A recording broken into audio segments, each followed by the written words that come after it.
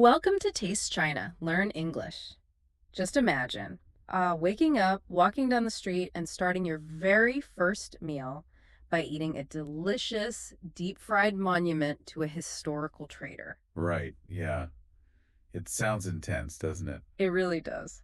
So, today we are unpacking the wild history, the savory flavors, and, the essential vocabulary of the Chinese morning meal. Absolutely. Our mission for this deep dive is to help you explore the really rich diversity of Chinese food culture. And because we know you are learning, we will pick up some helpful English vocabulary along the way. Food is really the perfect way to learn a language. Everyone understands hunger, Yeah, that is very true. and everyone understands the comfort of a good meal. Hmm. But Chinese breakfast culture, well, it's not just about fuel for your body. It is full of history, regional debates, and stories that have actually survived for hundreds of years. Right, because when I think about breakfast in, say, many places around the world, it is often treated like a chore. Oh, definitely. Like a rush. Exactly. People pour a rushed bowl of cold cereal, or maybe they just grab a dry piece of toast while running out the door to work or school. Right, yeah. The goal is just to eat something fast. Yeah, just get on with the day. So I have to ask, is breakfast viewed differently in China, or is it just another meal that people try to finish as quickly as possible? Well, to really understand the Chinese approach to the morning, we should look at a very famous traditional proverb. Oh, I love learning proverbs. What is it? It goes like this: the plan for the whole year is made in spring, and the plan for the day is made in the morning. Hmm. The plan for the day is made in the morning. So, just like farmers need to plant their seeds carefully in the spring to have food for the rest of the year, Exactly. a person needs to plan their morning carefully to have a successful day. Wow, that puts a lot of pressure on breakfast. It really does. It gives Yeah. the morning a sense of real importance. If you want a good day, you must build a strong foundation. So the day almost always starts with a heavy, substantial meal. It's this moment to prepare your body and your mind for the hours ahead. Which means people take the food sitting on their morning table very seriously. Very seriously, yeah. Well, before we look at the actual food on the plate, I want to explore how people approach this morning meal. It sounds like it is treated more like an event rather than just, a quick bite to stop your stomach from growling. Oh, the philosophy of breakfast goes very deep, and it changes depending on where you are. Oh, really? Yeah. Let's look at the city of Wuhan, for example. In Wuhan, they have a special concept for the morning meal. They call it guozhou, Rosal. right? And when we translate that into English, it literally means passing the morning.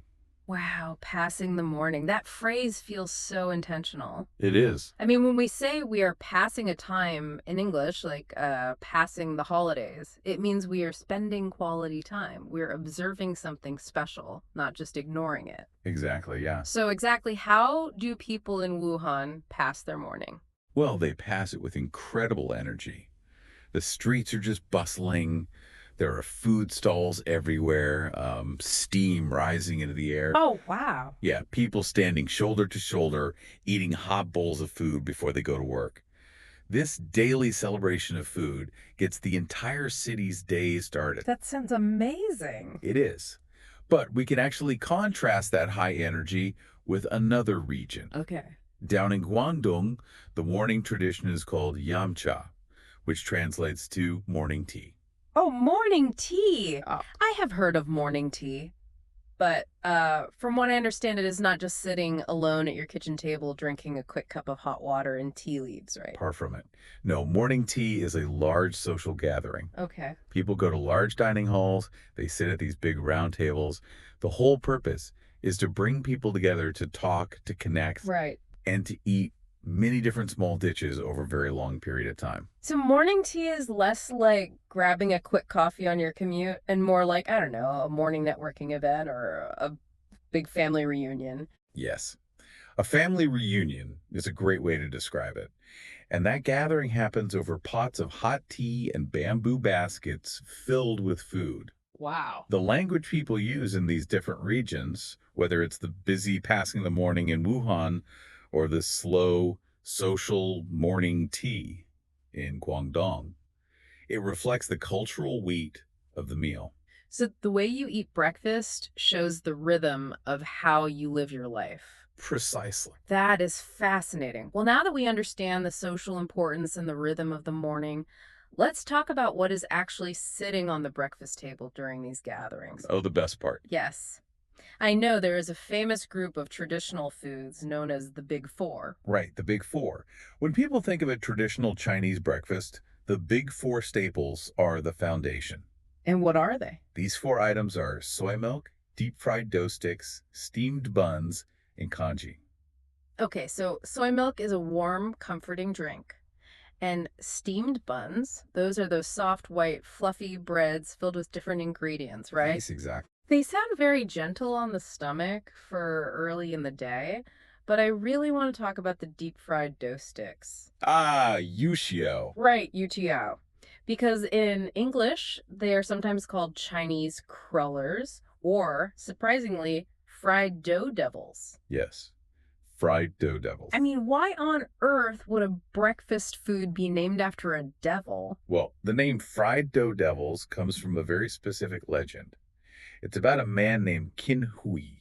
Kinhui. Okay. Qin Hui was a government official, but he is remembered as a terrible traitor in Chinese history. Oh, wow. Yeah. The legend says the common people were so incredibly angry at him for his betrayal that they invented a new food just to show their anger. Wait, really? They invented a food out of anger? They did. They took two pieces of dough, stuck them together to represent the traitor and his wife, and they threw them into boiling hot oil. That is wild. Frying dough to punish a historical traitor is basically like eating a delicious voodoo doll. Yeah, that's one way to look at it. I mean, you wake up and your breakfast is a physical symbol of being angry at someone from history. That is a very intense way to start your morning, isn't it? It is intense, but it is a perfect example of how cultural memory is tied directly to what we eat. People needed a way to express their frustration, and it turned into a cooking technique. Right. And, over hundreds of years, the anger fades away and it simply becomes a delicious, crispy breakfast staple. But it still carries centuries of history inside it. A simple piece of fried dough becomes a story passed down from one generation to the next. Exactly. Food is history you can eat. I love that. Let's look at the last member of the Big Four kanji. Ah, kanji. For our listeners who are learning English, how do we explain the texture and style of kanji? Well, kanji is essentially a rice porridge. To make it, you cook rice in a very large amount of water for a long time. Okay. You do not stop cooking when the rice absorbs the water. You actually keep boiling it until the rice grains break down, lose their shape, and turn into a very soft, thick, warm soup. I see. And there are two main ways people choose to flavor it. Because I imagine eating just plain broken down rice would be a bit boring on its own. It can be, yeah. Which is why the first way to eat it is savory. Savory. Right. When a food is savory, it has a salty, rich, or meaty flavor. You might eat savory kanji by mixing rich ingredients directly into the bowl while it is cooking, Like what kind of ingredients? like slices of pork and pieces of preserved egg. The rice just absorbs all those heavy flavors. Wow, that sounds incredibly filling. If you eat a huge bowl of pork and egg porridge, you definitely will not be hungry until lunchtime. No, you won't. So what is the second way to eat it? The second way is to eat it plain. In this version, the rice porridge itself has no strong flavor at all. But you eat it alongside several tiny plates of very strong tasting side dishes. Oh, okay. Things like salty pickles. That makes a lot of sense. The plain, gentle flavor of the rice porridge balances the sharp, intense bite of the pickles. You need the boring rice so the pickles are not too overwhelming. You've got it. It is all about finding harmony on the table. Harmony. Yeah. So those are the big four: soy milk, deep fried dough sticks, steamed buns, and congee. They are loved everywhere. Right. But, China is a vast country. It has very different climates and lifestyles. It's true. Because it's so big, Different cities have developed their own unique morning specialties. Well, that savory, filling nature of a sit-down bowl of congee actually brings up an interesting problem. Hold to that. Congee is great if you have time to sit and balance your pickles, but modern cities are moving faster than ever. How does a traditional breakfast survive a fast modern commute? Ah, that is where local inventions come in to save the day. Okay. Let's travel to the city of Tianjin. In Tianjin, the absolute hero of the morning is a food called jiangbing guozi. Okay, in English, we often refer to this as the Chinese crepe. And a crepe is a very thin, flat pancake.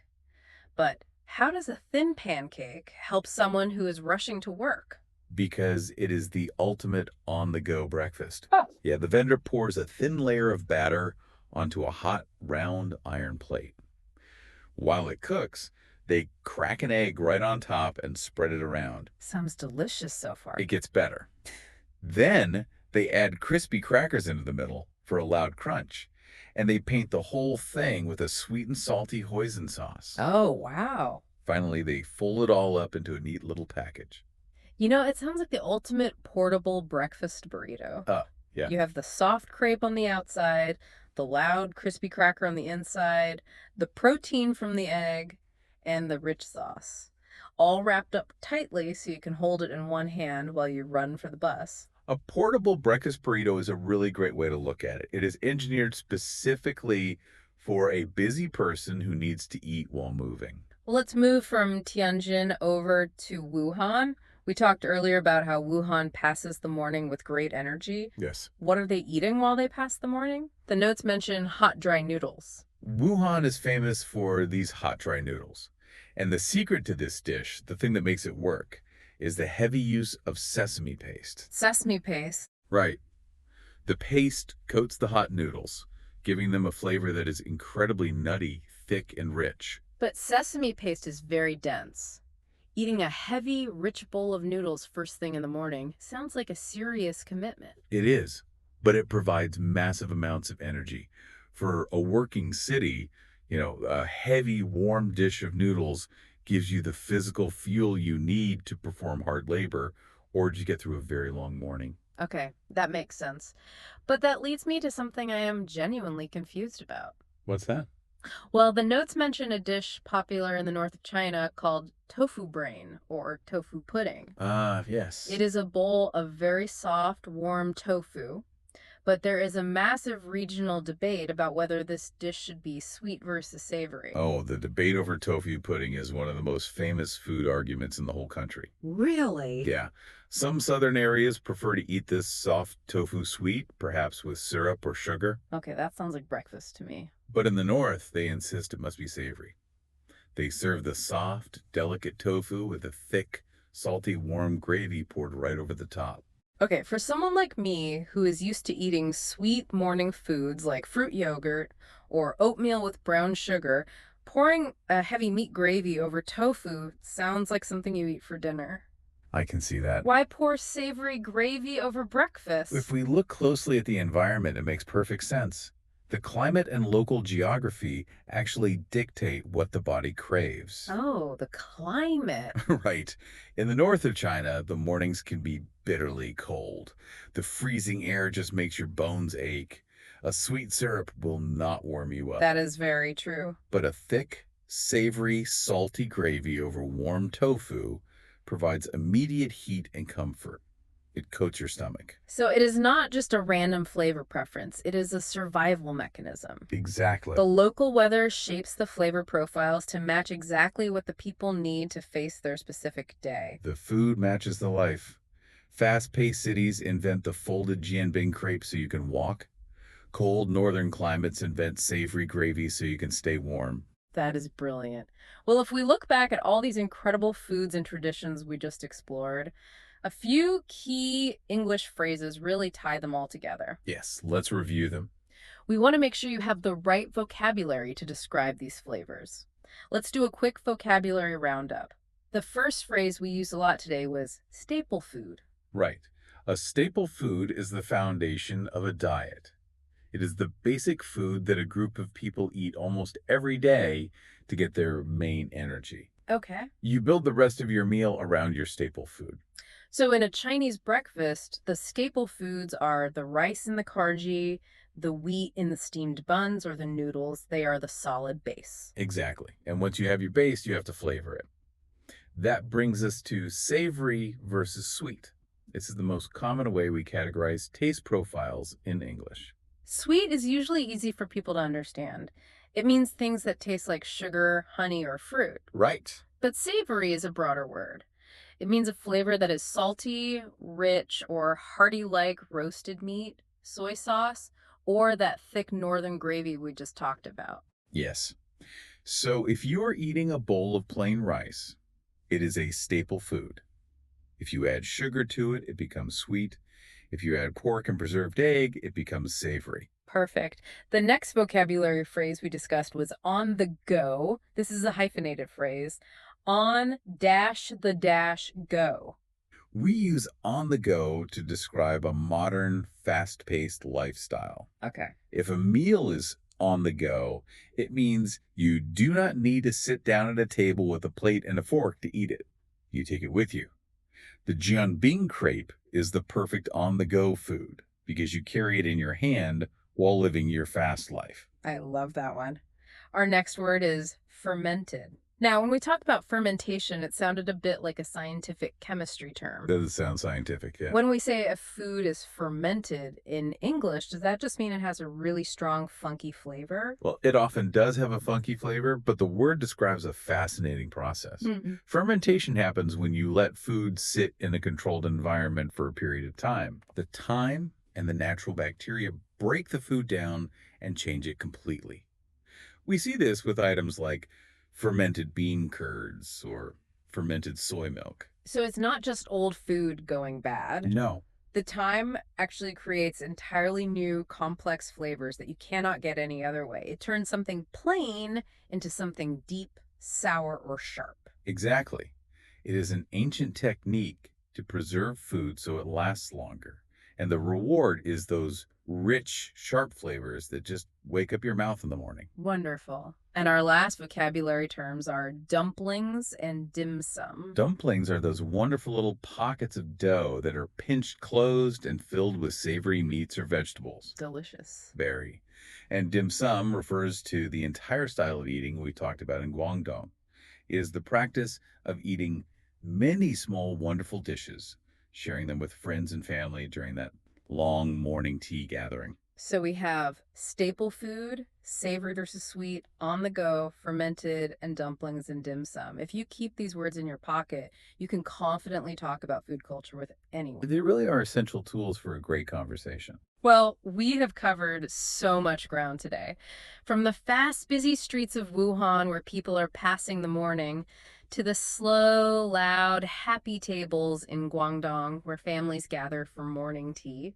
We really have. We have seen how a simple bowl of rice can be boiled down into warm congee, and how a fast-paced commute led to the creation of the ultimate on-the-go crepe. It shows us that Chinese breakfast is incredibly diverse. Breakfast is history, society, and survival, all served on one plate. Beautifully said. And before we go, we want to leave you with a fun thought experiment. Oh, I like this. Think back to the legend of the fried dough devils, where the people were so angry they fried dough to punish a historical traitor. If you had to fry your morning dough into the shape of something that annoys you in your own daily life, what shape would your fried dough devil be? That is a great question. Perhaps you would fry your dough into the shape of an alarm clock that wakes you up too early in the dark. Oh, that's a good one. Or maybe you would fry it into the shape of a traffic jam that you have to sit in every single day. It is a fun way to think about how we process our daily frustrations. I know mine would definitely be the shape of my computer deciding to run a slow software update right when I need to start working. Oh, the worst. So think about your answer to that question. It has been a joy exploring this mouth-watering topic with you. Thank you for joining our conversation, practicing your English, and learning with us today. Please make sure to like, share, and subscribe to our channel.